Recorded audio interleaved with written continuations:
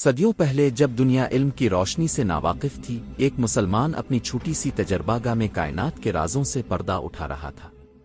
یہ تھے جابر بن حیان، جنہیں آج کی دنیا عزت سے بابائے کیمیا یعنی فادر آف کیمسٹری کہتی ہے۔ یہی وہ عظیم سائنسدان تھے جنہوں نے سب سے پہلے تجرباتی کیمیا کی بنیاد رکھی۔ انہوں نے تیزاب یعنی ایسڈز بنانے کے طریقے ایجاد کیے، الکحل کو دریافت کیا اور دھاتوں کو صاف کرنے اور مادوں کو ایک شکل سے دوسری میں بدلنے کے عمل کو دنیا کے سامنے پیش کیا۔ ان کی کتابیں صدیوں تک یورپ کی بڑی بڑی یونیورسٹیوں میں پڑھائی جاتی رہیں۔